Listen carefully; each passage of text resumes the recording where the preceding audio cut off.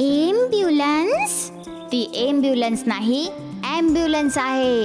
Ambulance. जर तुम्हाला पण विली सारखं बरोबर उच्चार करायचे असतील तर डाउनलोड करा कुकू टीव्ही किड्स ॲप आणि एव्हरीडे कुछ नया सीखो. कुकू टीव्ही.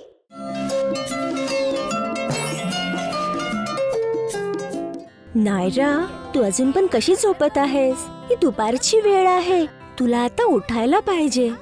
अरे नील, आज रविवार आहे, मला झोपू दे. माझं शरीर थकलं आहे, मला आरामाची गरज आहे. हो, मला माहित आहे नायरा, शरीराला आरामाची गरज आहे, पण आपल्या शरीराला फिट राहण्यासाठी व्यायामाची पण गरज आहे. मला व्यायाम नाही करायचा. व्यायाम किती बोरिंग आहे.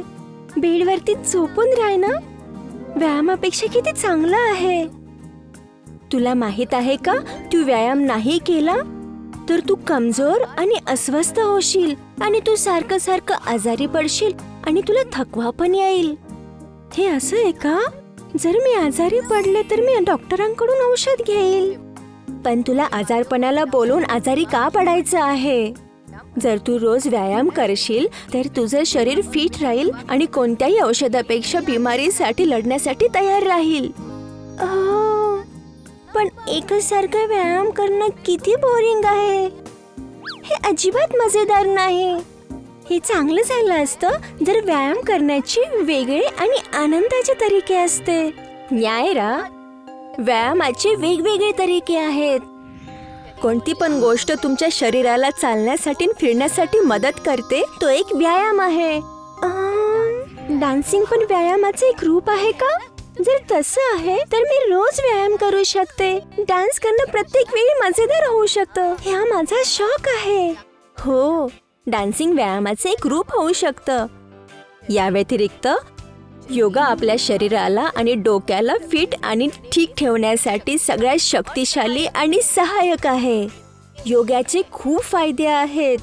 याने आपले शरीर लवचिकच होत नाही, पण आपली एकाग्रता आणि स्मरणशक्तीही वाढते.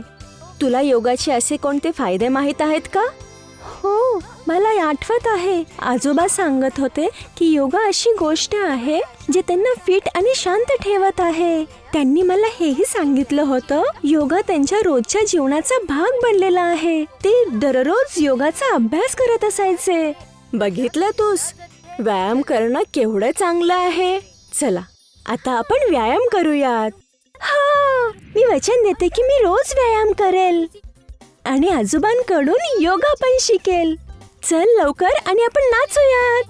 चल लवकर.